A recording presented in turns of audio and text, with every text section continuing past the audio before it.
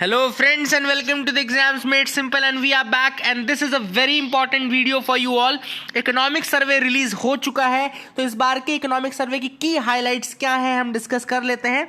यहाँ पर जैसे हम की हाइलाइट्स डिस्कस कर रहे हैं डिटेल में जो इकोनॉमिक सर्वे वो रिवीजन सीरीज में ऑलरेडी डिस्कस किया जाएगा. तो in the revision series you will be getting the detailed analysis of economic survey. तो हम उसको देखेंगे लेकिन अभी इस वीडियो में मैं आपको की हाइलाइट्स जो की पॉइंट्स हैं इस बार के इकोनॉमिक सर्वे के वो बताना चाहता हूं. तो I hope you will go through this video and बहुत अच्छे से मैं आपको एक बार डिटेल में समझा दूं कुछ योजनाओं के नाम क्या स्टेप्स बताए गए हैं. सो इस बार का जो सबसे इंपॉर्टेंट चीज़ है जो सबसे इंपॉर्टेंट तो आपको पता होना चाहिए कि इकोनॉमिक सर्वे निकालता कौन है. तो डिपार्टमेंट ऑफ इकोनॉमिक अफेयर्स होता है जो कि चीफ इकोनॉमिक एडवाइजर के नेतृत्व में ये सब निकालता है. फिर इसमें मैंने पहले भी आपको बताया था कि बजट सेशन के पहले इकोनॉमिक सर्वे रिलीज किया जाता है, उसके बाद बजट आता है, फाइनेंस मिनिस्टर करता है. इसके अलावा फैक्ट्स आपको यही पता होना चाहिए कि जो इकोनॉमिक सर्वे उसके लिए कहीं पे भी कॉन्स्टिट्यूशन में मेंशन नहीं है कि मैंडेटरीली जैसे बजट का मेंशन्ड है. आपके लिए सवाल ये है कि बजट के लिए कौन सा आर्टिकल है, which article of the constitution mentions for the budget. लेकिन इकोनॉमिक सर्वे के लिए कोई भी इस तरीके से आर्टिकल नहीं है जो कि मेंशन करता हो इकोनॉमिक सर्वे के बारे में. लेकिन ये एक कन्वेंशन बन चुका है तो उसको याद रखिएगा. स्टार्ट करते हैं. सबसे इंपॉर्टेंट चीज की इस बार का जो इकोनॉमिक सर्वे था 2020-21 का उसका जो मेन थीम था that was dedicated to the COVID warriors. तो इस बार का जो इकोनॉमिक सर्वे है that is dedicated to the COVID warriors. COVID warriors के लिए एक पूरा चैप्टर डेडिकेटेड है जिसको कहा जाता है saving lives and livelihoods amidst once in a century crisis.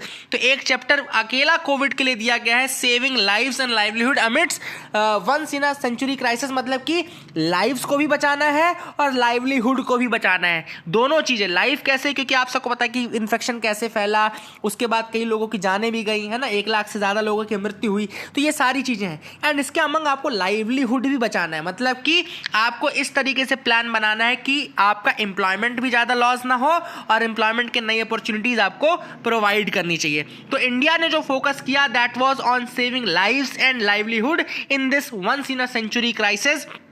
इसके लिए देखो लिखा है भी है इन्होंने कि short term pain for long term gain. जो चीज उन्होंने लिखी है वो है short term pain for the long term gain. Long term में गेन के लिए आपको शॉर्ट टर्म पेन सहना पड़ता है, ठीक है ना.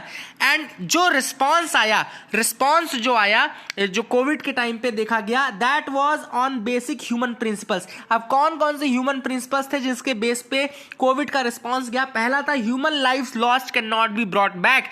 यानी कि एक बार अगर जान चली गई तो दोबारा उसको वापस नहीं लाया जा सकता, है ना. क्योंकि इनमें वो कहा कि जीडीपी ग्रोथ जो है एक बार टेम्पररी शॉक के कारण घटती है लेकिन वो रिकवर हो जाएगी. लेकिन अगर लाइफ एक बार चली गई तो दोबारा it will not be brought back. Then an early intense lockdown provided a win win strategy. Lockdown को भी सपोर्ट किया है आपके सर्वे ने और कहा है कि जो लॉकडाउन हुआ that provided a win win strategy to save lives and preserve livelihood via economic recovery in medium to long term. तो मीडियम से लॉन्ग टर्म में आपकी इकोनॉमिक रिकवरी हो जाएगी लेकिन जो अर्ली intense lockdown था that was a win-win strategy. Then strategy also motivated by the Nobel Prize winning research by Hansen and Sargent 2001. अब 2001 में Hansen and Sargent को Nobel Prize दिया गया था for the research that was a policy focused on minimizing losses in a worst case scenario when uncertainty is very high. तो यहाँ पे Hansen and Sargent की 2001 की याद रखिएगा, रिसर्च याद रखिएगा जिसके लिए उनको नोबेल प्राइज दिया गया.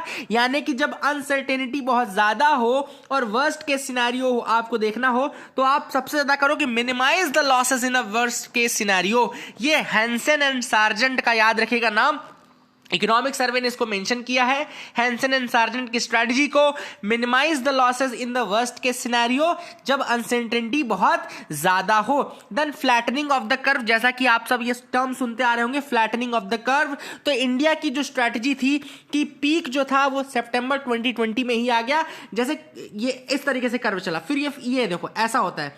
ये क्या कहलाता है, यहां से पीक आ रहा है, ये पीक आया, अब वो फ्लैटन होने लगा. फिर मतलब केसेस भी कांस्टेंट हो गए और रिकवरी भी अच्छी होने लगी.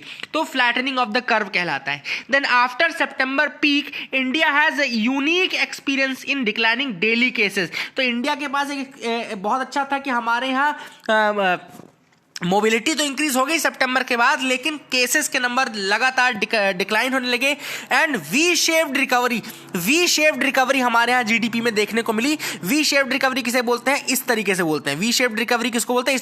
मतलब जितना ज्यादा आपका डाउन आया फिर उतना जल्दी आपका ग्रो भी कर रहा है, ठीक है ना। तो वी शेप्ड रिकवरी देखने को मिली। तो वी शेप्ड रिकवरी का भी आपको गोल याद रखना है किस तरीके से होता है। वी शेप्ड पहले इस तरीके से गिरा फिर इस तरीके से बढ़ने लगा, ठीक है ना।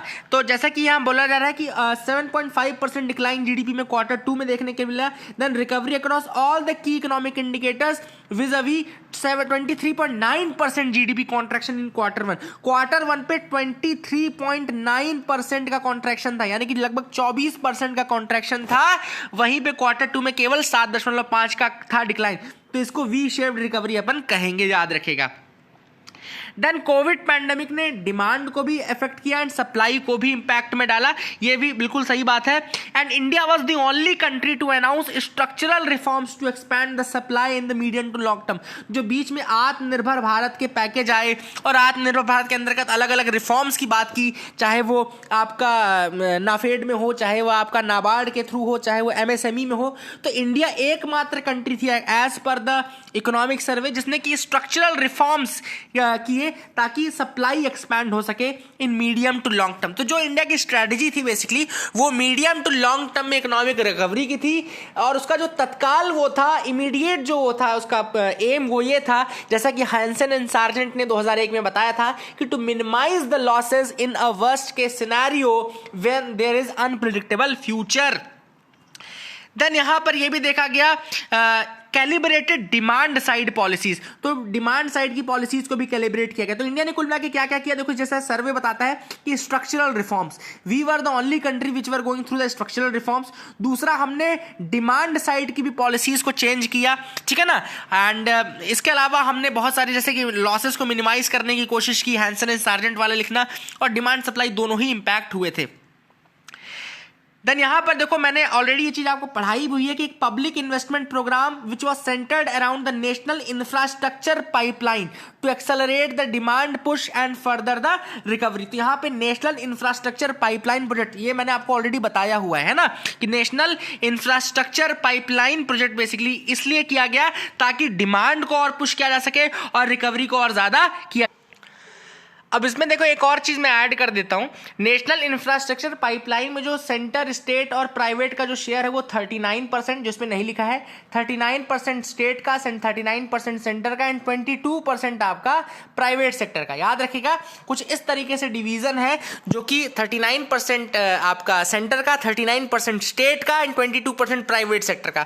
और ये नेशनल इंफ्रास्ट्रक्चर पाइपलाइन जो प्रोजेक्ट है ये अलग अलग सेक्टर्स में है, जैसे कि एनर्जी में भी है, ये आपका रोड के लिए भी है, इरिगेशन में भी है, रेलवेज में भी है, मोबिलिटी में भी है। कुल मिला के देश का इंफ्रास्ट्रक्चर बनाना है। ये फाइनेंशियल ईयर 2025 तक आपको काम करना है। मैंने जो जो सेक्टर्स बताए, और 39% स्टेट, 39% सेंटर और 22% आपका प्राइवेट, सबके लिए पैसा है। जैसे एनर्जी के लिए लगभग 25 लाख करोड़ है, रोड्स के लिए 20 लाख करोड़ निकाले गए हैं, है ना, ये भी याद रखेगा।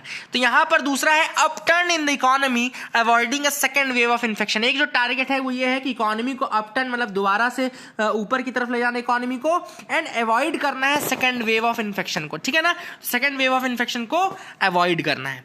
अब अगला जो इंपॉर्टेंट टॉपिक है इस इकोनॉमिक सर्वे के अंतर्गत वो है state of the economy in 2020-21। तो एक मैक्रो व्यू मतलब ऊपर से एक ओवरऑल एनालिसिस अगर किया जाए इकोनॉमी का तो उसके बारे में है कि कोविड-19 पैंडेमिक के कारण एक ग्लोबल इकोनॉमिक डाउनटर्न देखने को मिला। बिल्कुल सही बात है, ग्लोबली आपकी इकोनॉमी एकदम डाउनटर्न में गई and it was one of the most severe global financial crisis. एक ग्लोबल फाइनेंशियल क्राइसिस हमको देखने को मिली। The lockdown and social distancing norms brought the already slowing global economy to a standstill. तो जो lockdown और social distancing के कारण जो इकोनॉमी ऑलरेडी डाउन स्टिल में थी वो और ज़्यादा स्टैंड स्टिल में आ गई। एंड ग्लोबल इकोनॉमिक आउटपुट जो है, ग्लोबल इकोनॉमिक आउटपुट जो है वो 3.5% से घट गया।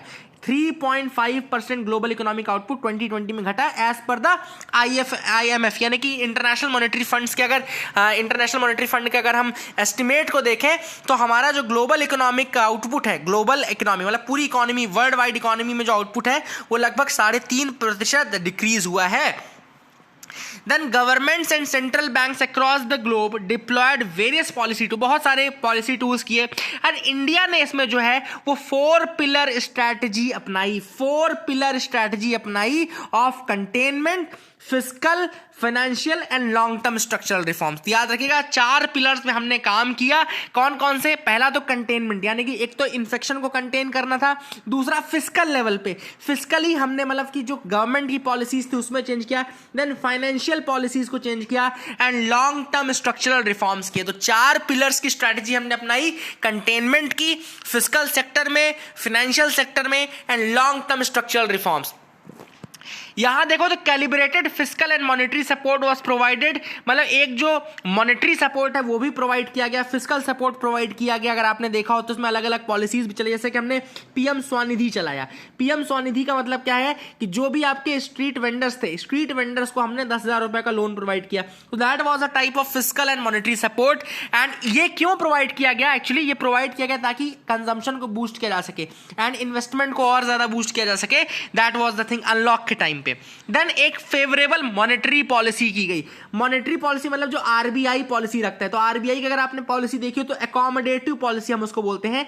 अकोमोडेटिव पॉलिसी का मतलब क्या होता है कि आरबीआई जो था वो ग्रोथ बढ़ाने के पीछे था, मतलब कि इंटरेस्ट रेट को बार बार डिक्रीज कर रहा था, कम पे ही रख रहा था इंटरेस्ट को, और ग्रोथ मतलब कि डिमांड बढ़ाने का, और इन्फ्लेशन जरूर उससे इंपैक्ट पड़ता, लेकिन आरबीआई का जो एम था वो ग्रोथ की तरफ था। ठीक है ना। एंड यहां पर अगर देखिए India's real GDP to record a 11% growth in financial year 21-22 and nominal GDP to grow by 15.4%। तो ये अब एक चीज इकोनॉमिक सर्वे ने बड़ा इसमें एक एस्टिमेट बनाया है कि इंडिया की जो रियल जीडीपी रहेगी 2021-22 के टाइम पे वो 11% से ग्रो करेगी, और जो नॉमिनल जीडीपी रहेगी वो 15.4 यानी कि 15.4% से ग्रो करेगी, विच will be the highest since independence. मतलब कि जितना बड़ा डाउनटर्न देखने को मिल रहा है उतना ही बड़ा आपको अपटर्न भी देखने को मिल सकता है। अब मैं आपको थोड़ा सा मैं रियल और यहां पे नॉमिनल जीडीपी के बीच में डिफरेंस बताता हूं। रियल जीडीपी क्या होता है और नॉमिनल जीडीपी। तो नॉमिनल जीडीपी एक्चुअली क्या होता है, आपके करंट प्राइसेस पे जो जीडीपी निकाली जाती है, मतलब कि final value of goods and services at the current prices, वो आपको नॉमिनल जीडीपी होता है। और अगर आप बेस प्राइसेस पे यानी कि जो कांस्टेंट प्राइसेस हैं उन पे अगर आप करंट जीडीपी निकालेंगे तो वो आपका रियल जीडीपी होता है। एक्चुअली में याद रखिएगा कि जो करंट प्राइसेस पे जीडीपी निकलती है वो आपकी होती है नॉमिनल वाली, और जो रियल पे निकलती है वो होती है आपकी इन्फ्लेशन वाली, यानी कि इन्फ्लेशन एडजस्टेड, या फिर वो कांस्टेंट प्राइसेस पे होती है। ठीक है ना। अब इसी में एक इंपॉर्टेंट फॉर्मूला भी आप याद रखिएगा कि जो आपका एक टर्म होता है जीडीपी डिफ्लेटर, यानी कि GDP deflator. What is this GDP deflator? तो याद रखिएगा GDP deflator equals to nominal GDP upon real GDP into 100। तो नॉमिनल अपॉन रियल इनटू 100 अगर आप कर देंगे तो वो जीडीपी डिफ्लेटर हो जाएगा। लेकिन इंपॉर्टेंट चीज यहाँ पे जो वैल्यू दी गई है इकोनॉमिक सर्वे में, वो रियल जीडीपी की ग्रोथ दी गई 11% की इन द फाइनेंशियल ईयर 21-22, और नॉमिनल जीडीपी की वो कह रहे हैं, क्लेम कर रहे हैं कि 15.4 होगी, which will be the highest since independence. ठीक है ना। तो ये उन्होंने कहा कि रिबाउंड ग्रोथ रहेगी after the normalisation from COVID. Government consumption and net export cushioned the growth from diving further down. तो यहां पे इकोनॉमिक सर्वे का ये कहना है कि जो गवर्नमेंट कंजम्पशन था वो इंक्रीज किया गया, और नेट एक्सपोर्ट जो थे उनके कारण से हमारी जो फर्दर डाउनटर्न जा रही थी इकोनॉमी वो थोड़ा रुक गई। The recovery in the second half is expected to be powered by government consumption.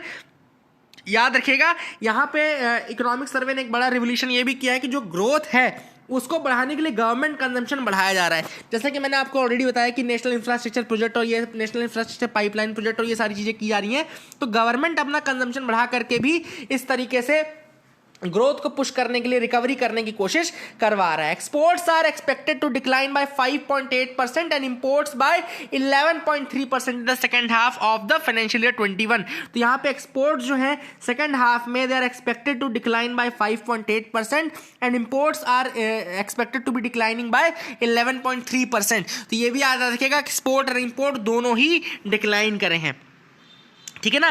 And India expected to have a current account surplus of 2% of GDP. तो करंट अकाउंट डेफिसिट जो होता था वो करंट अकाउंट सरप्लस में हो जाएगा of 2% of GDP in the financial year 21, historic high after 17 years. तो थोड़ा सा ये मिसलीडिंग भी है, वैसे ऐसा नहीं देखना चाहिए कि करंट अकाउंट सरप्लस है तो बहुत अच्छी बात है हमारे कंट्री के लिए, ऐसा बिल्कुल नहीं होता है ना। इससे हम जज नहीं करते हैं कि क्या है क्या नहीं है, लेकिन ये इंपोर्ट एक्सपोर्ट पे काफी ज्यादा डिपेंड करता है ना, बैलेंस ऑफ पेमेंट पे बहुत ज्यादा डिपेंड करता है। तो करंट अकाउंट सरप्लस हमको 2% का देखने को मिलेगा इन the financial year of 21 and which will be a historic high after 17 years. 17 सालों के बाद एक हिस्टोरिक हाई देखने को मिलेगा। सप्लाई साइड की बात करें तो ग्रॉस वैल्यू एडेड जो ग्रोथ है वो -7.2% है एंड फाइनेंशियल ईयर 20 में वो 3.9%, मतलब ग्रॉस वैल्यू एडेड। जीवीए में अगर हम जीवीए के टर्म में अगर हम ग्रोथ देखें सप्लाई साइड में तो वहां पे ग्रॉस वैल्यू एडेड की जो ग्रोथ है वो -7.2% है फाइनेंशियल ईयर 21 में as against 3.9% in financial year 20। तो ये भी याद रखिएगा कि ग्रॉस वैल्यू एडेड के टर्म में हमारे ग्रोथ जरूर कम हुई है ना। ये gross value added financial year 21 में आपको -7.2% की देखने को मिलेगी as against 3.9% in the financial year 2020, ठीक है ना। एंड एग्रीकल्चर में जरूर ग्रोथ देखने को मिलेगी। Agriculture will be cushioning the shock of कोविड-19। तो एग्रीकल्चर में 3.4% की ग्रोथ जरूर देखने को मिलेगी। And industry and services are expected to contract. याद रखिएगा इंडस्ट्री और सर्विसेज आपकी कॉन्ट्रैक्ट होंगी। एग्रीकल्चर में ग्रोथ मिलेगी 3.4% की, industry will contract by 9.6% and services will contract by 8.8% respectively. याद रखिएगा industry will contract by 9.6% and services will contract by 8.8%। तो ये भी आप याद रखिएगा कि इकोनॉमी में हमको एग्रीकल्चर में तो ग्रोथ मिलेगी अगर पिलर में बात करें, लेकिन वहीं पे अगर हम इंडस्ट्री की बात करें तो 9.6% से घटेगी और अगर हम सर्विसेज की बात करें तो 8.8% से डिक्रीज होगी। Agriculture remained the silver lining while contract based services, manufacturing, construction were hit the hardest। तो यहाँ पे जो सिल्वर लाइनिंग थी वो एग्रीकल्चर रह गया और कॉन्ट्रैक्ट बेस्ड जो सर्विसेज थे, मैन्युफैक्चरिंग थी, कंस्ट्रक्शन थी, they were hit the hardest in the pandemic period और रिकवरी उनकी अब स्टडी धीरे धीरे हो रही है। वहीं पे अगर हम इन्वेस्टमेंट की बात करें, मतलब कि एफडीआई और इनकी अगर हम बात करें तो एफडीआई की एक हम प्रिफर्ड डेस्टिनेशन अभी भी बने रहे। ये भी इंपॉर्टेंट चीज है कि एफडीआई की डेस्टिनेशन हम बने रहे। नेट जो एफपीआई यानी कि फॉरेन पोर्टफोलियो इन्वेस्टमेंट इनफ्लोज है, they recorded an all time monthly high of $9.8 billion in November 2020। नवंबर 2020 में $9.8 बिलियन इनफ्लो हुआ एफपीआई में, यानी कि फॉरेन पोर्टफोलियो इन्वेस्टर्स। वैसे कि मैंने आपको बताया कि एफपीआई और एफडीआई में डिफरेंस बताया था कि जब 10% से कम रहे तो एफपीआई कहलाता है, 10% से ज्यादा रहे, मोर देन 10% रहे तो वो एफडीआई की कैटेगरी में आता है। And India was the only country among the emerging markets to receive equity financial investment institutional investment inflows in 2020। India एकमात्र ऐसी कंट्री थी among the emerging markets जिसने की FII इन्फ्लोज देखे 2020 में, ठीक है ना। एंड एक और चीज मैंने आपको ऑलरेडी बताया हुआ है कि पहले भी बताया था मैंने आपको कि सेंसेक्स और निफ्टी जो था ये काफी बॉयंसी देखने को मिली and they resulted in India's market cap to GDP ratio crossing 100% for the first time since October 2010। Market cap to GDP का जो रेशियो है, मार्केट कैप टू जीडीपी का जो रेशियो है, it crossed 100% for the first time since अक्टूबर 2000। तो यहां पर एक इंपॉर्टेंट चीज जो आपको जाननी जरूरी है मैं बता देता हूं। मार्केट कैप टू जीडीपी जो रेशियो होता है वो क्या बताता है कि मार्केट आपका ओवर वैल्यूड है कि अंडर वैल्यूड है। तो अगर मार्केट कैप टू जीडीपी का जो रेशियो है अगर वो 50 to 75% के बीच में आता है तो इसका मतलब है कि आपका मार्केट अंडर वैल्यूड है। पर वहीं पे अगर आपका रेशियो 90% से 115% के बीच में आता है तो मतलब कि आपका मार्केट ओवर वैल्यूड है। और यहां पर इंडिया का पहली बार ऐसा हुआ है कि मार्केट कैप टू जीडीपी का जो रेशियो है वो 100% क्रॉस किया है। एक और चीज बता दो कि market cap to GDP ratio को बुफेट इंडिकेटर भी कहते हैं। वॉरेन बुफेट के नाम पे इसको बुफेट इंडिकेटर भी कहा जाता है, ये भी आप याद रखिएगा, ठीक है ना। That is another thing which is important. Then यहाँ पर softening of the CPI inflation recently reflects easing of supply side constraint. तो अभी recently ये देखा गया कि जो पहले CPI inflation काफी ज्यादा चल रहा था वो अब थोड़ा थोड़ा सॉफ्ट होना शुरू हो गया. इसका मतलब है कि जो सप्लाई साइड के जो कंस्ट्रेंट्स थे वो दूर होते जा रहे हैं धीरे धीरे. सप्लाई साइड के कंस्ट्रेंट क्यों थे? क्योंकि पहले लॉकडाउन चल रहा था, सप्लाई हो नहीं रही थी चीजों की. तो ऑब्वियस सी बात है जब सप्लाई घट जाएगी तो महंगाई बढ़ने लगेगी, है ना. तो वो सप्लाई साइड कंस्ट्रेंट कहलाते. लेकिन जैसे जैसे मार्केट खुल गया, आपका लॉकडाउन हट गया, तो अब धीरे धीरे आपका जो सीपीआई इन्फ्लेशन है यानी कि सप्लाई साइड जो कंस्ट्रेंट्स है वो घटने लगे और इसी कारण से आपका जो सीपीआई इन्फ्लेशन था वो भी सॉफ्ट होने लगा. ठीक है ना. इन्वेस्टमेंट में थोड़ा कॉन्ट्रैक्शन देखने को मिला, जैसे कि 0.8% का देखने को मिला in the second half of fiscal year 21 as against 29% drop in the first half. First half 21 में आपको जो देखने को मिला वो 29% का देखने को मिला और सेकेंड हाफ में 0.8% का देखने को मिला. ठीक है ना. Reignited inter and intra-state movement and record high monthly GST collections have marked the unlocking of industrial and commercial activity. अब अभी रिसेंटली ये भी देखने को मिला कि पहले तो इंटर और इंट्रा-स्टेट मूवमेंट थे नहीं, है ना, गुड्स की. लेकिन अब जो दोबारा शुरू हुई है तो अब रिकॉर्ड हाई GST कलेक्शंस होने लगे हैं. That is another good thing और ये भी इकोनॉमी को एक अपटर्न देने में बहुत मदद करेगा. एंड एक्सटर्नल सेक्टर ने काफी पुश किया and it acted as a cushion to the growth of India and current account surplus of 3.1% of GDP in the first half of fiscal year 21 हमको देखने को मिला. करंट अकाउंट सरप्लस जो है वो 3.1% ऑफ जीडीपी ग्रो किया है. Current account surplus हो गया है 3.1% of GDP which is acting as a cushion to the growth, है ना, याद रखिएगा. That is another thing. Strong services export and weak demand leading to a sharper contraction in the imports. तो एक अच्छी चीज और है कि हमारे जो imports हैं वो भी काफी कॉन्ट्रैक्ट किए हैं, डिक्रीज हुए हैं. एंड जो एक्सपोर्ट है वो कम कॉन्ट्रैक्ट किया. जैसे इंपोर्ट हमारे 39% से कॉन्ट्रैक्ट किए हैं मर्चेंडाइज के, लेकिन एक्सपोर्ट 21% से. तो नेट जो है वो हमारे फेवर में, the net is still in our favour. तो सर्विसेज का एक तो एक्सपोर्ट अच्छा है, दूसरा जो मर्चेंडाइज में एक्सपोर्ट हमारा घटा है वो कम घटा है, लेकिन इंपोर्ट ज्यादा कॉन्ट्रैक्ट हुआ है. एंड फॉरेक्स रिजर्व जो थे they increase to a level so as to cover 18 month worth of import. मतलब कि 18 महीनों के बराबर फॉरेक्स रिजर्व हमारी कंट्री में है. तो काफी अच्छा एक फॉरेक्स रिजर्व भी हमने मेंटेन करके रखा है. लगभग 18 मंथ वर्थ का हमारे पास फॉरेक्स रिजर्व है. External debt as a ratio of GDP जो था वो जरूर हमारा बढ़ा है टू 21.6%. याद रखिएगा, एक्सटर्नल डेट यानी बाहर से जो हम बोरोइंग करते हैं as a ratio to GDP, मतलब कि हमारे पास डेट टू जीडीपी का जो रेशियो है वो इंक्रीज हुआ है. एक्सटर्नल डेट टू जीडीपी का रेशियो पहले ये रेशियो था 20.6% का, अब वो रेशियो बढ़ करके हो गया 21.6% का. ये भी आपको याद रखना है. And ratio of forex reserves to the total and short term debt improved because of the sizable accretion in reserves. तो हमारा जो ratio of forex reserves to total and short term debt है वो भी थोड़ा बढ़ा है. कि ये फॉरेक्स टू डेट का रेशियो ये भी इंक्रीज है. क्यों? क्योंकि फॉरेक्स रिजर्व हमारे इंक्रीज हुए हैं. फिर मैंने आपको बताया वी शेप्ड रिकवरी हुई, क्योंकि पहले में बहुत ज्यादा घट गया था, बाद में कम घटा. And India became the fastest country to roll out 10 lakh vaccine in 6 days. तो इंडिया फास्टेस्ट कंट्री थी जिसने कि 10 लाख वैक्सीन 6 दिनों में रोल आउट की. And also emerge as a leading supplier of vaccine to the neighbouring countries and Brazil. तो neighbouring countries plus Brazil. मैंने आपको countries already daily news analysis में आपको बताता रहता हूँ. मालदीव्स हो गया, श्रीलंका हो गया, भूटान हो गया, नेपाल हो गया, म्यांमार हो गया, बांग्लादेश हो गया और यहां पर ब्राजील हो गया. इन 8 कंट्रीज को हमने वैक्सीन भी सप्लाई की है. Economies homecoming to normalcy brought closer by initiation of a mega vaccine drive. Mega vaccine drive already India में चल रहा है. जैसा कि बताया कि 6 दिनों में 10 लाख से ज्यादा वैक्सीन रोल आउट हमने ऑलरेडी किए हैं.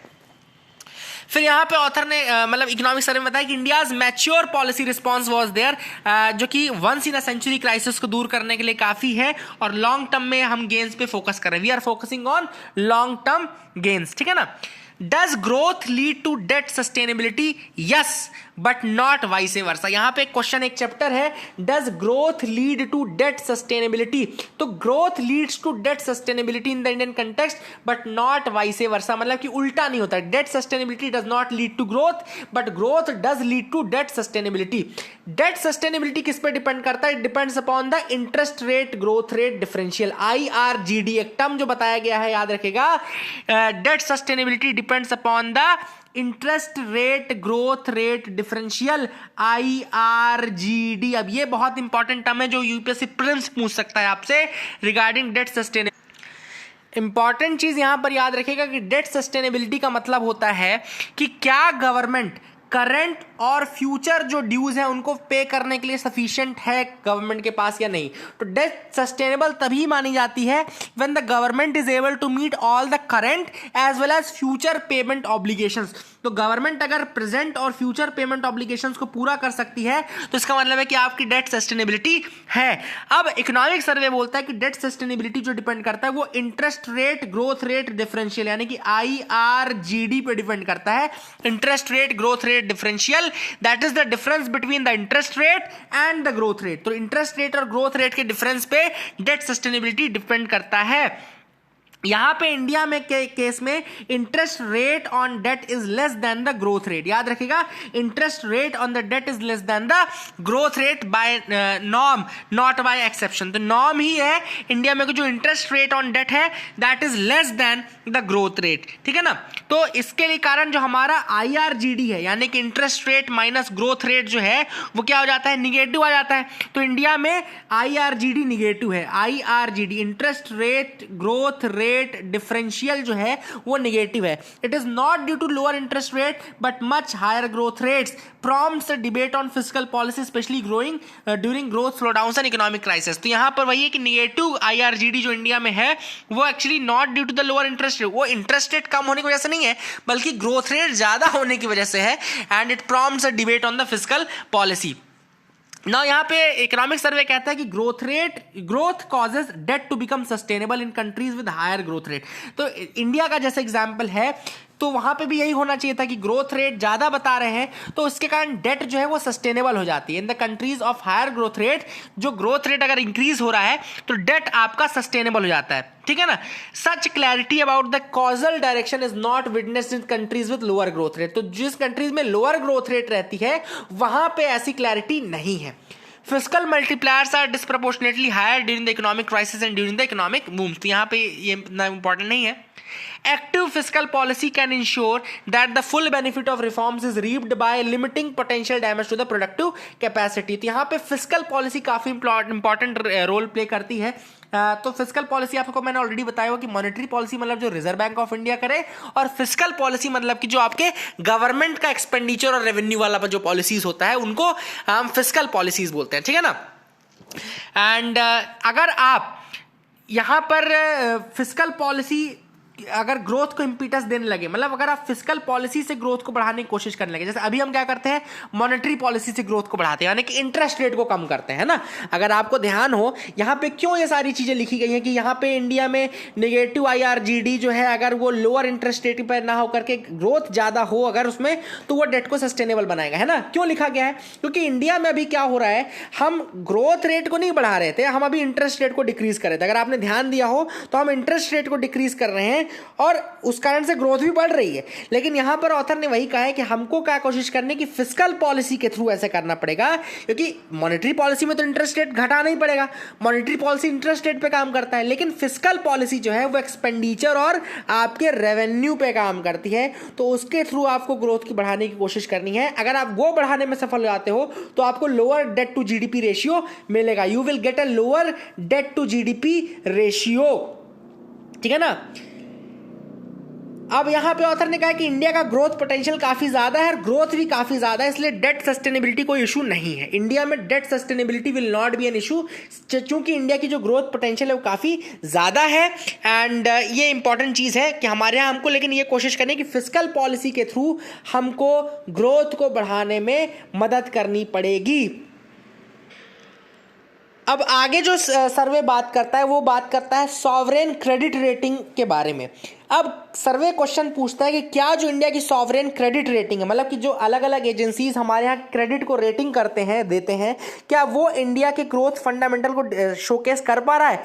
इंडिया का कहना है नहीं कर पा रहा है। क्यों, क्योंकि इंडिया का ये कहना है इकोनॉमिक सर्वे में कि हम 5वीं सबसे बड़ी इकोनॉमी है, we are the 5th largest economy in the world, और ऐसा कभी नहीं हुआ कि 5th लार्जेस्ट इकोनॉमी को BBB- और Baa3 की रेटिंग दी जाए। ट्रिपल बी माइनस या Baa3 की रेटिंग कभी नहीं हुआ है। ऐसा केवल 2 बार हुआ है कि हमको ट्रिपल ए से नीचे रैंकिंग दी गई हो। फिफ्थ लार्जेस्ट इकोनॉमी जो भी रही है उसको या तो ट्रिपल ए रैंकिंग दी गई है या उससे बेटर रैंकिंग दी गई है। केवल 2 ओकेजन्स में ऐसा नहीं हुआ है। एक है चाइना के ओकेजन में जब उसको A- और A2 की रैंकिंग दी गई थी 2005 में, और अब इंडिया को ट्रिपल बी माइनस और Baa3 की रेटिंग दी गई है।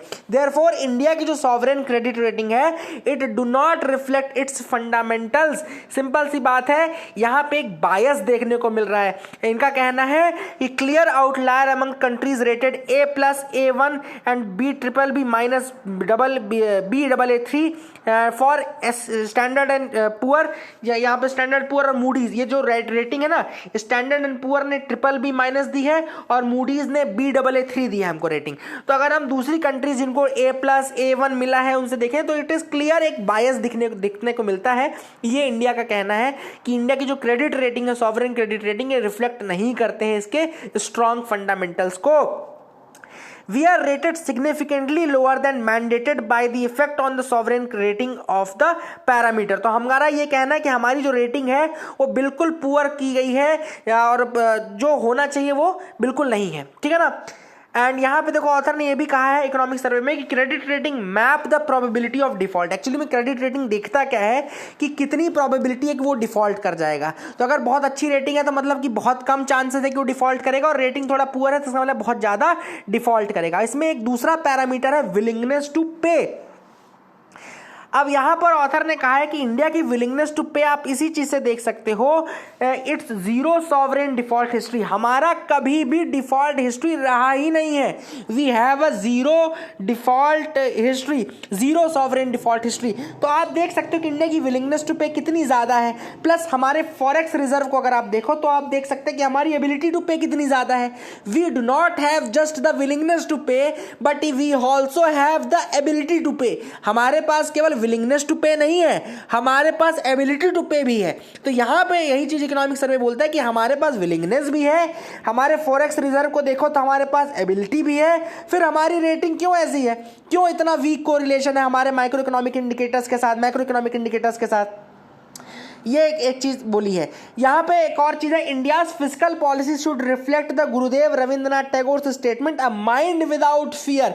अब इकोनॉमिक सर्वे यहां पे रविंद्रनाथ टैगोर जी को कोट करता हुआ बोलता है कि हमारी फिस्कल पॉलिसी में वैसी होनी चाहिए, a mind without fear where the head is held high. तो यहां पर गुरुदेव रविंद्रनाथ टैगोर को भी सर्वे ने कोट किया है और कहा है कि हमको अपनी fiscal policy mind without fear के रूप में आगे बढ़ानी है। और यहां पर इकोनॉमिक सर्वे एक सजेशन देता है कि जो क्रेडिट रेटिंग है, सॉवरेन क्रेडिट रेटिंग है, उसकी जो मेथोडोलॉजी है, मतलब वो रेटिंग की जो मेथोडोलॉजी है उसको और ट्रांसपेरेंट करना चाहिए और सब्जेक्टिविटी उसमें कम करना चाहिए, ज़्यादा उसको ऑब्जेक्टिव बनाना चाहिए ताकि जो इकोनॉमीज है उनका बेटर रिफ्लेक्शन दिख सके। और इंडिया जैसी इकोनॉमी जो कि अच्छा खासा ग्रो कर सकती है और अच्छी उनकी क्रेडिट रेटिंग होनी चाहिए, उनको BBB- और Baa3 वाली रेटिंग ना दी जाए, ठीक है ना, ये भी याद रखेगा। अगला जो टॉपिक है इकोनॉमिक सर्वे का वो है इनइक्वालिटी एंड ग्रोथ, कन्फ्लिक्ट और कन्वर्जेंस। तो यहां पर जो है इनइक्वालिटी और ग्रोथ दोनों को मर्ज करके इसमें पढ़ा गया है इस चैप्टर में। तो both inequality and per capita income growth have similar relationship with the socio economic indicators unlike in the advanced economies.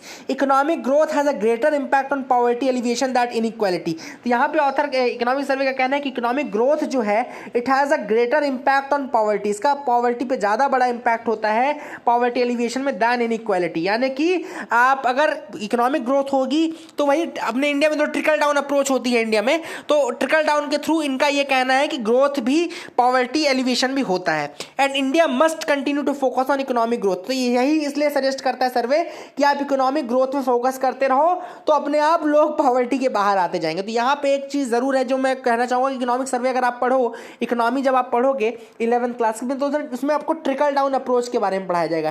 Trickle down approach कहता है कि अगर आप सेक्टर को ग्रो करने लगो तो अपने आप वो नीचे के सेक्टर से पहुंच जाते हैं। वही चीज़ यहाँ पे बोला गया है कि इंडिया को तो कोशिश करते रहना चाहिए कि हाँ आप ग्रो करो, और अगर आप ग्रो करते जाओगे तो आपकी इकोनॉमी ऑलरेडी मतलब आपके जो पॉवर्टी में लोग हैं वो ऑलरेडी उससे बाहर निकलते रहेंगे, ठीक है ना। तो वही वाली बात यहाँ पे देखो लिखा भी, एक्सपेंडिंग द ओवरऑल पाई। आपको देखो जितना बड़ा केक होगा उतना बड़ा पीस लोगों को मिलेगा, सिंपल सी बात है। पाई का साइज आप बड़ा करते जाओ, जितना बड़ा केक उतना बड़ा पीस, और जितना कद्दू उतना कद्दू सब में बटेगा। बिल्कुल वही वाली बात है, कद्दू कटेगा तो कद्दू बटेगा, केक कटेगा केक बटेगा। तो वही वाली फिलॉसफी इंडियन इकोनॉमिक सर्वे में दिखाई हुई है, और ये भी कहा कि केक कटेगा बटेगा तो है ही, बट केक अगर बड़ा कटेगा तो ज़्यादा बड़ा पीस भी हाथ में आएगा, है ना। ऐसा होता है ना कि अगर 10 केक हैं तो आपको 2-3 पीस मिल जाते हैं। बर्थडे में आपने देखा होगा, अगर आपके दोस्त का बर्थडे हो तो उसमें अगर आपने 3-4 केक कटे तो आपको ज़्यादा केक मिलेंगे, और अगर एक ही कटा तो कई बार छोटा मिला, क्रीम नहीं मिली। कभी आपने लड़ाई करने लगे कि भाई क्रीम तो मिली ही नहीं हमको तो नीचे नीचे का दे दिया बेस, है ना। तो वही वाली बात है कि केक बड़ा रखो तो सबको बड़ा पीस मिलेगा। अगला जो चैप्टर है वो है health care takes a centre stage. Obvious सी बात है, कोविड-19 पैंडेमिक का ईयर है, उसके बाद का सर्वे है, हेल्थ केयर को एक बड़ा रोल दिया जाएगा, हेल्थ केयर को सेंटर स्टेज पे रखा गया है। India's health infrastructure must be agile, वही वाली बात की गई कि इंडिया के हेल्थ केयर के ऊपर काफी ध्यान दिया गया है, और ये कहा गया है कि अब इसको इतना एजाइल होना चाहिए कि फ्यूचर में भी कभी अगर पैंडेमिक आए तो हमको वहां पर बिल्कुल कोई कठिनाई ना हो। Health care policy must not become beholden to salience bias. यहां पे एक इंपॉर्टेंट टर्म यूज किया गया है, health care policy must not become beholden to the salience bias. याद अब देखो, सैलियंसी बायस का एग्जैक्ट टर्म मैं आपको बताता हूं। सैलियंसी बायस में क्या होता है, जैसे आप शॉपिंग करने गए, सपोज आप शॉपिंग करने गए, तो ऐसा नहीं होना चाहिए कि बहुत ज्यादा रिमार्केबल आइटम्स को आप देखते रह गए और थोड़ा कम रिमार्केबल जो आइटम्स थे वो आपने नहीं देखे। तो ये चीज हेल्थ केयर में नहीं होनी चाहिए। मतलब कि हेल्थ केयर से अगर आप कनेक्ट करें तो ऐसा नहीं होना चाहिए कि जो अफोर्ड कर सकता है वो तो हेल्थ केयर ले ले, और लेकिन जो अफोर्ड नहीं कर सकता, बेचारा थोड़ा गरीब है, उसको ना मिल पाए। तो वही वाली बात है कि सैलियंसी बायस जो है वो हेल्थ केयर पॉलिसी में नहीं होना चाहिए। इसीलिए यहां पे national health mission it played a very critical role in mitigating the equity, जो इनइक्विटी थी हेल्थ केयर में उसको दूर करने का काम किया। फिर आयुष्मान भारत आया, उसमें भी पुश कंटिन्यू रखना है। Then public health care spending बढ़ाना है from 1% to 2.5 to 3% of GDP. Increase in the public health care spending from 1% to 2.5 to 3% of GDP can decrease the out of pocket expenditure from 65% to 35%। बहुत बड़ी बात लिखी हुई है। सर्वे कह रहा है कि अगर हम बजट में 1% जो जीडीपी का देते हैं अभी तक, वो अगर हम 2.5 से 3% देने लगे तो आउट ऑफ पॉकेट एक्सपेंडिचर 65% से घट के 35% पे आ जाएगा। यानी कि आउट ऑफ पॉकेट एक्सपेंडिचर क्या होता है बता रहा हूं, अगर 100 रुपए आपके इलाज में लग रहे हैं तो अभी जो आउट ऑफ पॉकेट एक्सपेंडिचर है वो 65%, यानी कि 65 रुपए जेब से देने पड़ रहे हैं गरीब को भी। और अगर आप 2.5 to 3% जीडीपी का दे रहे हैं तो गरीब को केवल 35 रुपए देने पड़ेंगे। तो मतलब उसकी काफी 30 रुपए की तो बचत होगी। तो आउट ऑफ पॉकेट एक्सपेंडिचर घटेगा। इंडिया एक ऐसी कंट्री है जहां पे आउट ऑफ पॉकेट एक्सपेंडिचर बहुत ज्यादा है, लोगों का जेब से बहुत पैसा लगता है। तो वही वाली बात है, यहां पे सर्वे बोलता है कि यहां पे हमको ये काम करना है, आउट ऑफ पॉकेट एक्सपेंडिचर घटाना है फ्रॉम 65% टू 35%, और इसके लिए हमको जीडीपी का 1% से इंक्रीज करके 2.5% टू 3% इन्वेस्ट करना पड़ेगा। अ regulator for the health care sector must be considered given the market failure stemming from information asymmetry. यहां पे एक और चीज सर्वे बोलता है कि हेल्थ केयर सेक्टर में एक रेगुलेटर अच्छा होना चाहिए, it must be considered. Mitigation of information asymmetry will help lower insurance premiums, enable the offerings of better products and increase the insurance penetration. तो अगर आप इंफॉर्मेशन एसिमेट्री को हटाते हैं, मतलब प्रॉपर इंफॉर्मेशन का प्रोपेगेशन करते हो, उसको प्रॉपरली चैनलाइज करते हो, तो यहां पे जो ज्यादा से ज्यादा लोग इंश्योरेंस पेनिट्रेशन ज्यादा हो पाएगा और प्रीमियम भी, कॉस्ट भी घटेगी। देन यहाँ पे टेली मेडिसिन के बारे में बोला गया है कि telemedicine needs to be harnessed to the fullest by investing in internet connectivity and health infrastructure. तो दो चीजें हैं, एक तो इंटरनेट कनेक्टिविटी और दूसरा हेल्थ इंफ्रास्ट्रक्चर। दोनों में अगर आप इन्वेस्ट करो तो टेली मेडिसिन का भी आप ग्रोथ देख सकते हैं इन द हेल्थ सेक्टर, ठीक है ना। फिर प्रोसेस रिफॉर्म्स की बात की गई है। India over regulates the economy resulting in regulations being ineffective even with relatively good compliance with process. तो यहां पे इंडिया के बारे में बोला गया कि India over regulates the economy which results in regulations being ineffective even with relatively good compliance. The root cause of the problem is over regulation. तो यहां पे यहां कहा गया the root cause of the problem of over regulation की problem है, और हमारे साथ ये दिक्कत है कि ओवर रेगुलेशन के कारण कई बार क्या होता है, जो रेगुलेशंस हैं they become ineffective. Then increase in complexity of regulations intended to reduce discretion result in an even more non transparent discretion. तो यहाँ पे कई बार हम कॉम्प्लेक्सिटी ऑफ रेगुलेशंस इतनी इंक्रीज हो जाती है कि और ज़्यादा नॉन ट्रांसपेरेंट हो जाती है. द सोल्यूशन इज, अब इसमें सोल्यूशन क्या है, रेगुलेशंस को सिंप्लीफाई करो, invest in greater supervision. Supervision में इन्वेस्ट करना शुरू करो. जब आप सुपरविजन में इन्वेस्ट करोगे तो that will have greater discretion. Discretion however needs to be balanced with transparency. एक और चीज बोली गई है कि डिस्क्रिशन तो दो लेकिन ट्रांसपेरेंसी के साथ. ऐसा नहीं होना चाहिए कि कोई अकाउंटेबिलिटी नहीं है, कोई चीज नहीं है. तो डिस्क्रिशन भी दो, ट्रांसपेरेंसी भी रखो एंड अकाउंटेबिलिटी भी स्टैब्लिश करो. ये सारी चीजें बोली गई इन द सर्वे इटसेल्फ. यहां पे due to global financial crisis regulatory forbearance helped borrowers tide over the temporary hardship. तो यहां पर वही वाली बात, पैंडेमिक की बात फिर से आ गई. तो अगली जो चीज है वो देखो, innovation trending up but needs thrust specially from the private sector.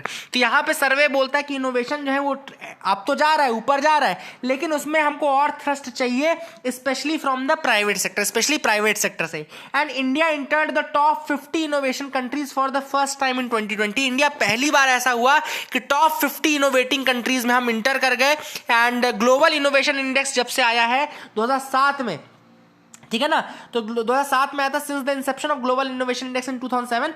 Global innovation index कौन रिलीज करता है, ये आंसर आप जरूर मुझे बताइएगा कमेंट सेक्शन में.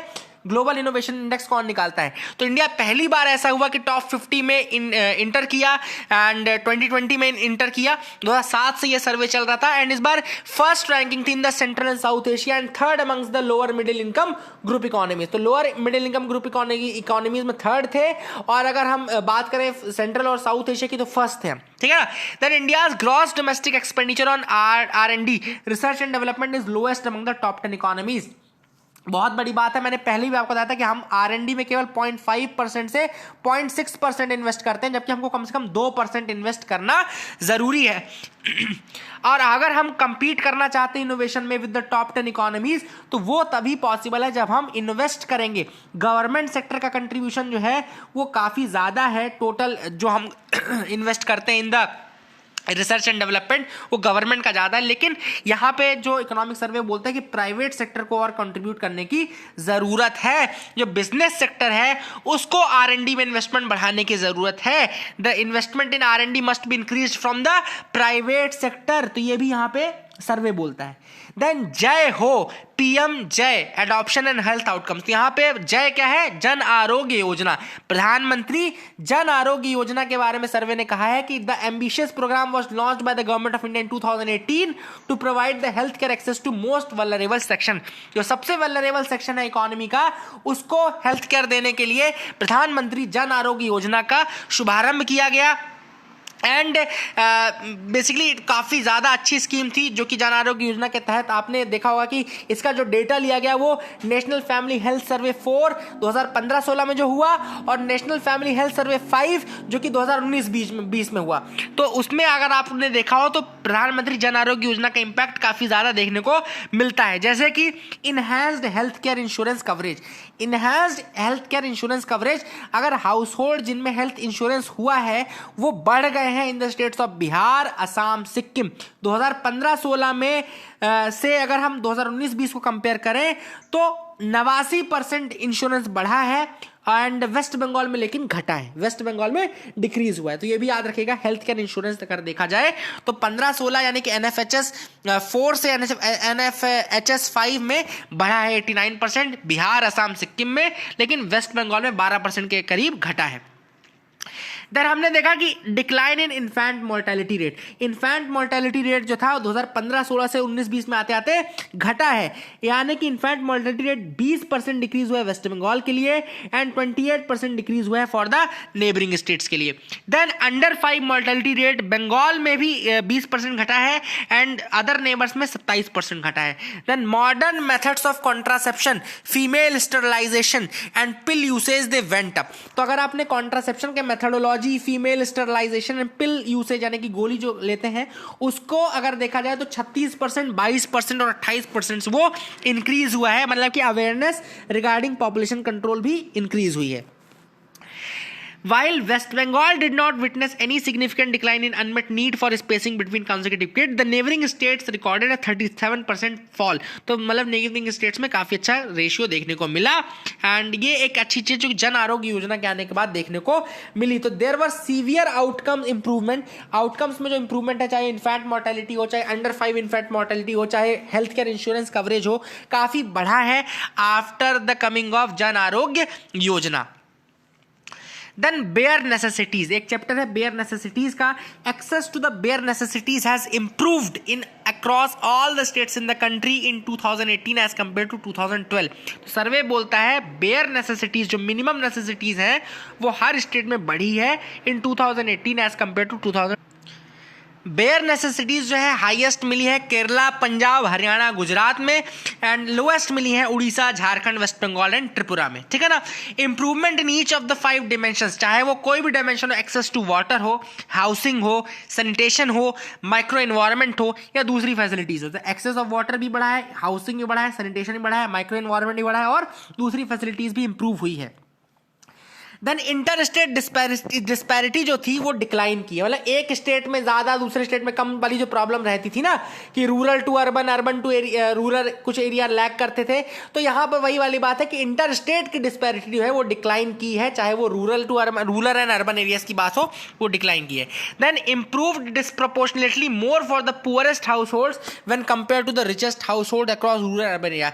तो ये जो एक्सेस टू बेयर नेसेसिटीज है, यानी कि जो मिनिमम नेसेसिटीज है, वो पुअरेस्ट हाउस होल्ड्स को और ज़्यादा मिली है और ज़्यादा इंप्रूवमेंट देखने को मिला है.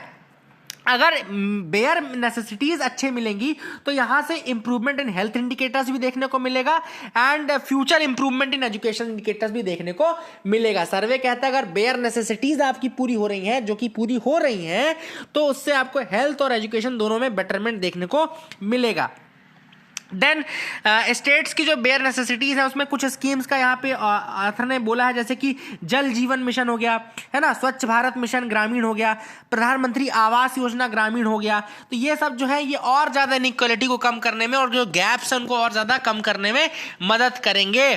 तो यहाँ पे एक और चीज़ है, बेयर नेसेसिटीज इंडेक्स भी एक based on the large annual house hold survey data can be constructed using the suitable indicators. तो यहाँ पे सजेशन दिया गया है इकोनॉमिक सर्वे द्वारा कि एक बेयर नेसेसिटीज इंडेक्स करके BNI, बेयर नेसेसिटीज इंडेक्स निकाला जाएगा विच will be based on the large annual house hold survey data. ठीक है ना, याद रखिएगा.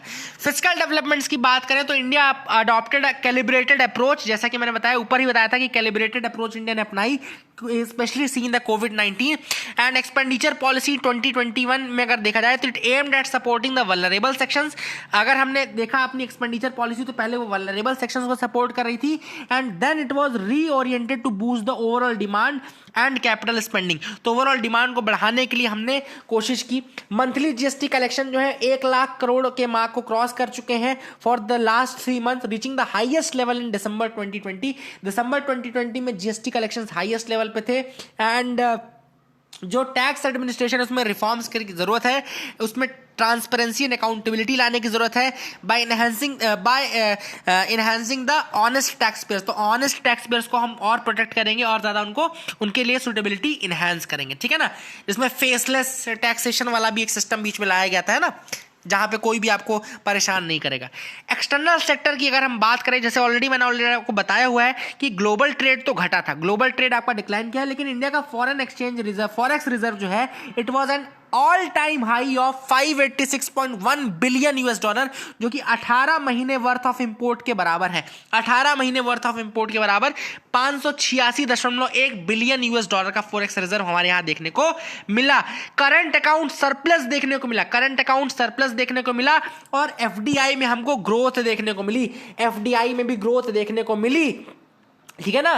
तो अगर हम देखें फाइनेंशियल ईयर 2019-20 के फर्स्ट 7 मंथ से अगर हम कंपेयर करें तो नेट FDI जो इनफ्लो है वो 27.5 बिलियन $, था, मतलब कि 14.8% ज़्यादा था, 14.8% ज़्यादा हमको देखने को मिला नेट FDI इनफ्लो इस बार. ठीक है ना.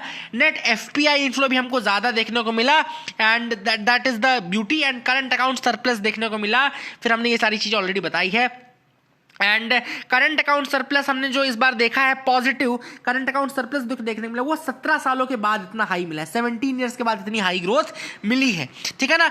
एंड मर्चेंडाइज ट्रेड डेफिसिट भी कम हुआ है, क्योंकि मैंने ऑलरेडी बताया था कि मर्चेंडाइज ट्रेड में जो एक्सपोर्ट में डिक्रीज हुआ है that was lower than the import decrease, तो वहां पे हमको merchandise trade deficit was lower. ये भी एक अच्छी बात है कि हमारा मर्चेंडाइज एक्सपोर्ट जो है वो कॉन्ट्रैक्ट कम हुआ है, लेकिन मर्चेंडाइज इंपोर्ट हमारा ज्यादा कॉन्ट्रैक्ट हुआ है, ठीक है ना। अब पेट्रोलियम इन सब की प्राइसेस कम थी तो उनका भी काफी ज्यादा रोल देखने को मिला। टोटल मर्चेंडाइज इंपोर्ट, जो total merchandise imported declined bye 29.1% और टोटल जो मर्चेंडाइज एक्सपोर्ट है ये कॉन्ट्रैक्ट किया केवल 15.7%। तो आप देख सकते हैं कि यहां पे इस कारण से हमारा जो मर्चेंडाइज डेफिसिट चलता था वो भी थोड़ा कम हुआ है, ठीक है ना। चाइना के साथ अगर हम ट्रेड बैलेंस देखें तो it improved with China and US, ठीक है ना। क्यों? क्योंकि इंपोर्ट हमारा डिक्रीज हुआ, हमारा इंपोर्ट कम हुआ, इस कारण से हमारा जो चाइना के साथ और यूएस के साथ हमारा ट्रेड बैलेंस था वो इंप्रूवमेंट देखने को मिला। तो trade balance with China and US saw improvement, ठीक है ना। ये भी एक इंपॉर्टेंट चीज है जो कि आप लिख सकते हैं, याद रख सकते हैं। एंड नेट सर्विसेज रिसीट जो थी, मतलब सर्विसेज का जो हमारे यहाँ रेवेन्यू जनरेट होता है वो स्टेबल रहा अभी अप्रैल सितंबर में। And resilience of the service sector was primarily driven by the software services. याद रखिएगा टोटल सर्विसेज एक्सपोर्ट का 49% जो था, टोटल सर्विसेज एक्सपोर्ट का 49% हमारा सॉफ्टवेयर सर्विसेज था, and that was giving resilience to this services sector, ठीक है ना। ये भी इंपॉर्टेंट है। एंड एक्सटर्नल डेट जो है वो हमारी लगभग डिक्रीज हुई है, हमारी एक्सटर्नल डेट डिक्रीज हुई है and decrease of $2 billion was scene, मतलब 0.4% का हमारे एक्सटर्नल डेट में डिक्रीज देखने को मिला है। तो एक्सटर्नल डेट भी डिक्रीज हुआ है और जो डेट वल्नरेबिलिटी इंडिकेटर्स हैं उनमें इंप्रूवमेंट देखने को मिला, यानी कि ratio of forex reserve to total debt हमारा जो है उसमें इंप्रूवमेंट मिला है। Ratio of short term debt to the total stock of external debt, इसमें इंप्रूवमेंट देखने को मिला है। डेट सर्विस रेशियो, यानी कि principal payment plus interest payment जो है, सर्विस रेशियो जो होता है उसमें भी हमको इंक्रीज देखने को मिला है। मतलब कि कुल मिलाकर जो डेट वल्नरेबिलिटी इंडिकेटर्स है, यानी कि जो ये दिखाते हैं कि आपके यहाँ कितनी डेट है, उसमें हमको हर उसमें प्रॉफिट देखने को मिला है, मतलब कि हमारी डेट थोड़ा डिक्रीज हुई है, ठीक है ना।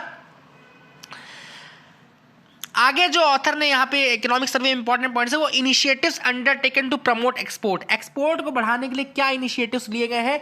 तो यहाँ पे एक इनिशिएटिव है प्रोडक्शन लिंक्ड इंसेंटिव, यानी कि production linked incentive scheme, PLI scheme. दूसरा ऑथर ने बोला है remission of duties and taxes on exported products, RODTEP। आपके लिए होमवर्क ये है कि इन दोनों स्कीम के बारे में मुझे लिख के बताइए in the comment section below.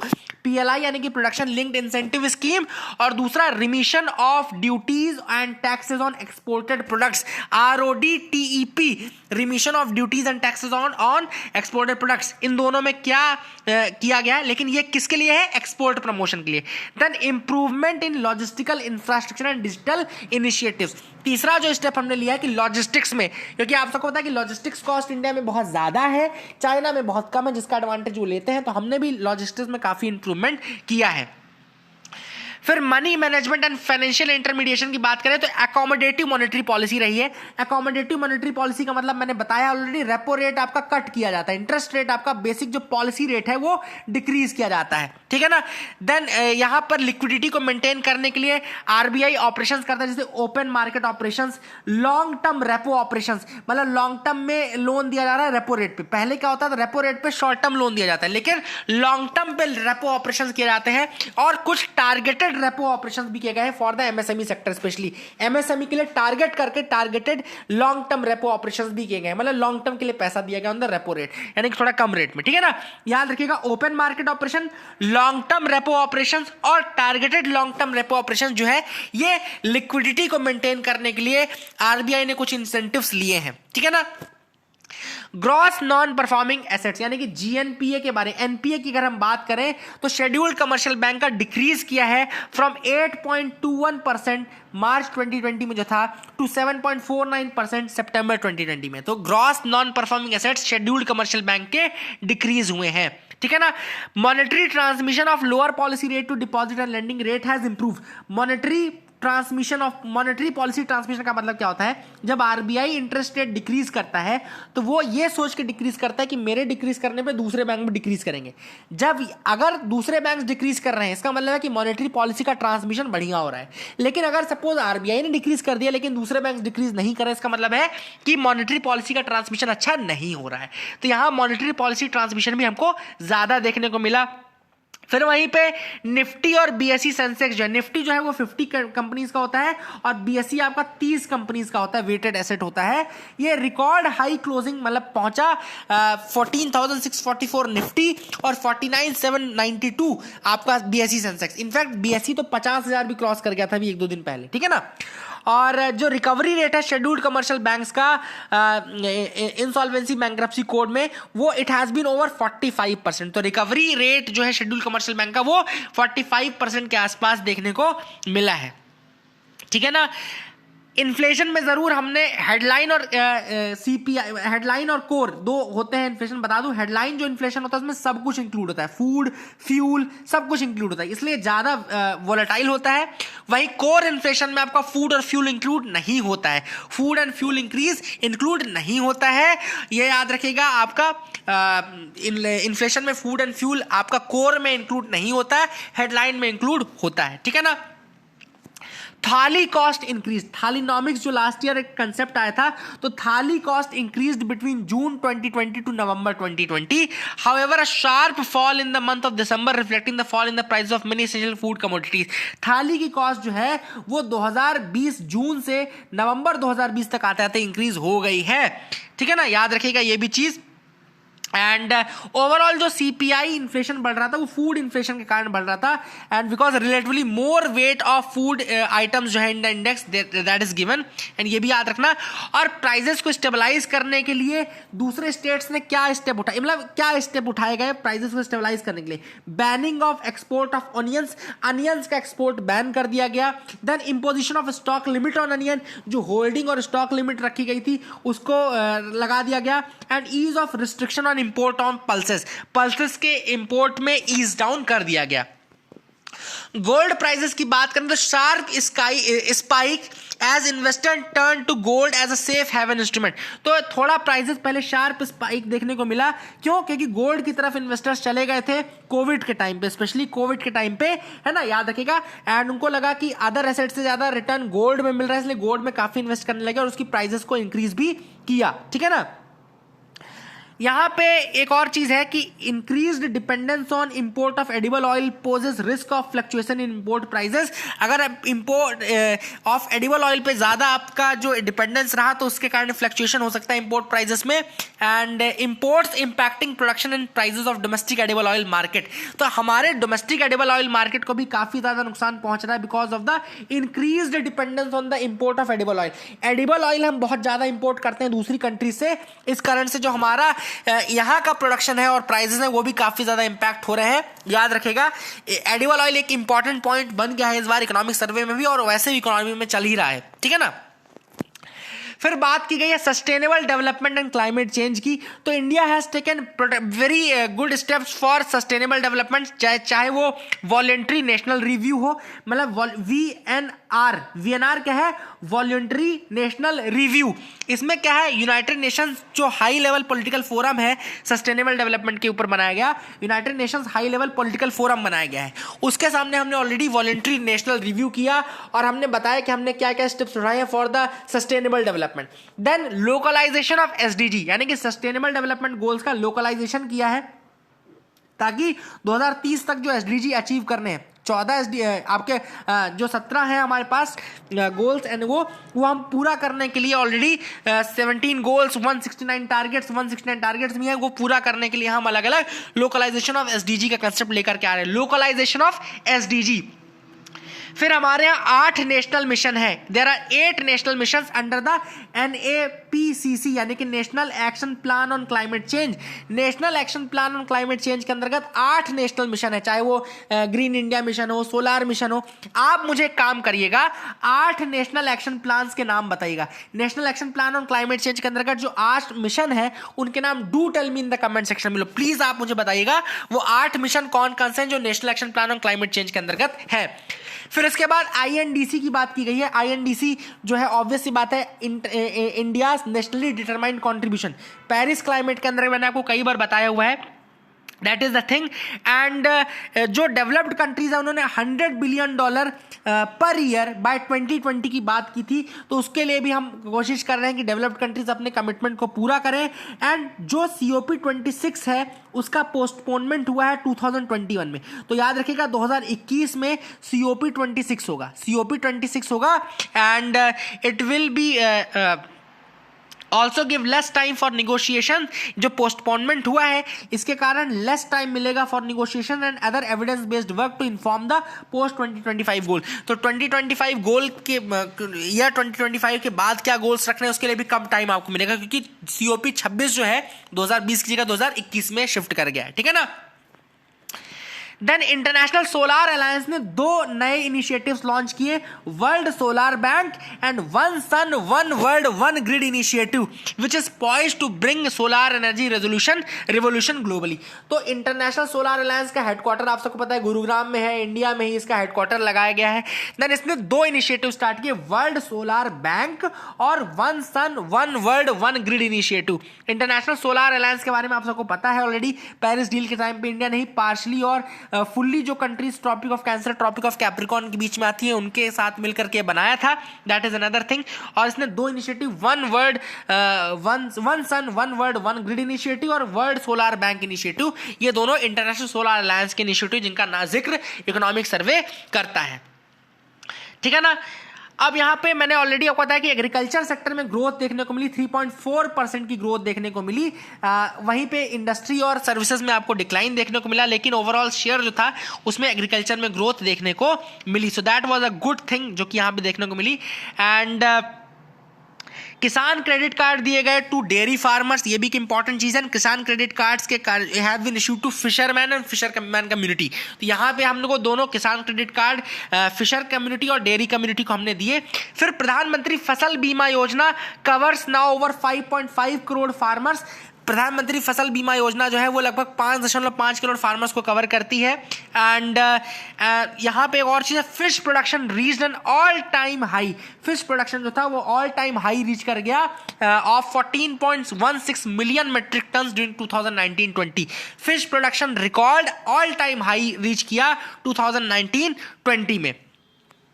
Food processing industry sector जो था वो भी ग्रो किया and an average growth rate of 9.99%, तो ये भी एक इंपॉर्टेंट चीज है। देन प्रधानमंत्री गरीब कल्याण अन्न योजना भी लाई गई। प्रधानमंत्री गरीब कल्याण अन्न योजना से फूड ग्रेन्स प्रोवाइड किए गए नेशनल फूड सिक्योरिटी एक्ट के अंतर्गत, प्लस 5 kg एक्स्ट्रा भी दिया जा रहा था, चना भी दिया जा रहा था ना। देखो यहाँ पे लिखा गया है आत्मनिर्भर भारत पैकेज के अंतर्गत 5 किलो पर person per month for the 4 month May to August and approximately 8 crore migrants जो कि NFSA के अंतर्गत नहीं है और स्टेट राशन कार्ड के अंदर नहीं है, उनको भी इंटेलिंग सब्सिडी ऑफ ₹3,109 करोड़। तो एक इंपॉर्टेंट चीज कि 5 kg पर पर्सन पर मंथ ये भी दिया गया आत्मनिर्भर भारत पैकेज के अंतर्गत।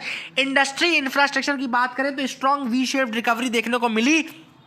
IIP एंड 8 कोर इंडेक्स का डेटा अगर देखा गया हो प्री कोविड लेवल में, तो उस समय देखो IIP में तो हमको ऑब्वियसली बात है निगेटिव ग्रोथ रेट देखने को मिली। IIP यानी एक इंडेक्स ऑफ इंडस्ट्रियल प्रोडक्शन, ये हर मंथ निकाला जाता है, CSO इसको निकालता है। CSO की जगह आप NSO बोलेंगे, है ना, क्योंकि NSO के अंदर CSO आ गया है, तो ये एक इंपॉर्टेंट चीज़ है।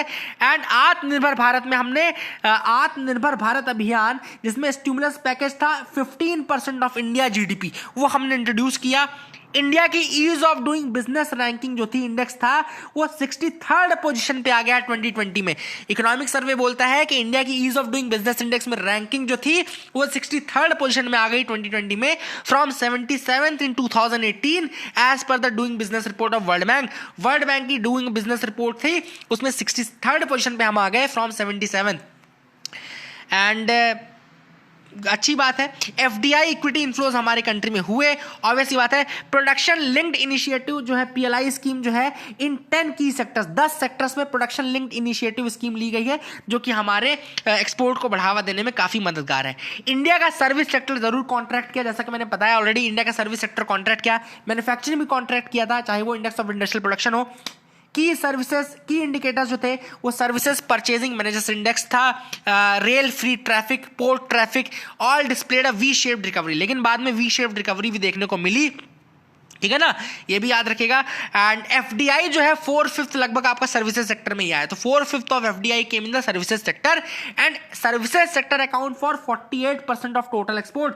हमारे टोटल एक्सपोर्ट का 48% जो है स्पेशली तो सॉफ्टवेयर सर्विसेज काफी बड़ा रोल प्ले करती हैं, that is another thing. And space sector जो इंडिया का है, it has grown exponentially in the past 6 decades. हमारा space sector has grown exponentially in the past 6 decades, एक इंपॉर्टेंट चीज है, ठीक है ना। फिर अगर social infrastructure, employment and human development की बात करें तो कंबाइंड सेंटर और स्टेट का जो सोशल सेक्टर एक्सपेंडिचर था एज अ % ऑफ जीडीपी वो इंक्रीज किया है। याद रखिएगा, सोशल सेक्टर में जो एक्सपेंडिचर है वो % ऑफ जीडीपी के टर्म में कंबाइंड सेंटर स्टेट में इंक्रीज किया है। हमारी ह्यूमन डेवलपमेंट इंडेक्स की रैंकिंग जो थी वो 131 थी out of 189 countries. Human development index की रैंकिंग इंडिया की 2019 में कितनी थी? 131 आउट ऑफ 189 कंट्रीज। थोड़ा पीछे है, ऑब्वियस सी बात है, पीछे है।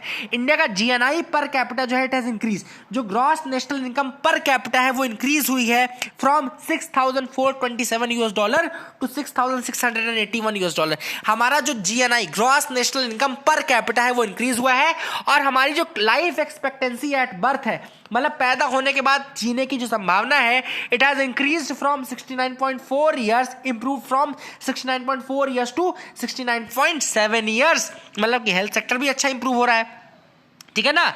And online learning, remote working जो थी वो पैंडेमिक टाइम में काफ़ी ज़्यादा इंक्रीज हो गई है ना। और गवर्नमेंट जो है एम्प्लॉयमेंट को बूस्ट करने के लिए आत्मनिर्भर भारत रोजगार योजना, आत्मनिर्भर Bharat Rozgar Yojana and rationalization and simplification of existing labour codes in the 4 codes, तो वो भी किया जा रहा है, ठीक है ना, ताकि जो एम्प्लॉयमेंट है वो भी बढ़ सके। आत्मनिर्भर Bharat Rozgar Yojana and low level of female LFPR in India, जो लेबर फोर्स पार्टिसिपेशन रेट है फीमेल का वो कम है, तो उसको भी इंक्रीज करने की जरूरत है। अनपेड डोमेस्टिक वर्क और अनपेड केयर गिविंग सर्विसेज जो है उसमें फीमेल ज्यादा समय बिताती है as compared to the male. ये निकाला गया टाइम यूज सर्वे के द्वारा। तो ये मैंने ऑलरेडी आपको बताया कि टाइम यूज सर्वे ने क्या बताया कि फीमेल जो है वो अनपेड डोमेस्टिक वर्क और अनपेड केयर गिविंग सर्विसेज में ज्यादा समय बिताती हैं। एंड नॉन डिस्क्रिमिनेटरी प्रैक्टिसेस को कम करने की जरूरत है, नॉन डिस्क्रिमिनेटरी प्रैक्टिसेस को ज्यादा करने की जरूरत है, और आपका वर्क इंसेंटिव्स को बढ़ाने की जरूरत है, ठीक है ना। देन अंडर PMGKP, याद रखिएगा, प्रधानमंत्री जो गरीब कल्याण प्रोग्राम है, PMGKP के अंतर्गत आपका मार्च 2020 में कैश ट्रांसफर किया गया up to ₹1,000 to existing old aged widowed and disabled beneficiaries under the national social assistance programme. तो नेशनल सोशल असिस्टेंस प्रोग्राम चलता है, इसमें एक चीज याद रखना कि नेशनल सोशल असिस्टेंस प्रोग्राम में old age, widowed and disabled beneficiaries रहते हैं। तो PMGKP के अंतर्गत 1,000 रुपए का कैश ट्रांसफर भी किया गया। फिर amount of ₹500 was transferred for 3 months digitally to bank accounts of the women beneficiaries under the Pradhan Mantri Jan Dhan योजना। विमेन को 500 रुपए ट्रांसफर किए गए। Then free distribution of gas cylinders for about 8 crore families किया गया in the 3 month। And limit of collateral free lending जो थी वो इंक्रीज कर दी गई थी 10 लाख से बढ़ा करके 20 lakh for 63 lakh women SHG, यानी कि 63 lakh women self help groups के लिए जो कोलैटरल फ्री लेंडिंग थी उसको 10 लाख से बढ़ा करके 20 लाख कर दी गई। देन महात्मा गांधी नरेगा के अंदर जो वेजेस थे वो इंक्रीज किए बाय 20 रुपीज, 182 से 202 रुपए कर दिया गया। दैट वॉज अनदर थिंग, ठीक है ना। और कोविड में फाइट देखा जाए तो सेल्फ रिलायंस और लार्जेस्ट वैक्सीनेशन ड्राइव हमने स्टार्ट की। That is it from the economic survey. Just I hope you got clarity, आपको समझ में आ गया होगा। That is it, thank you and have a nice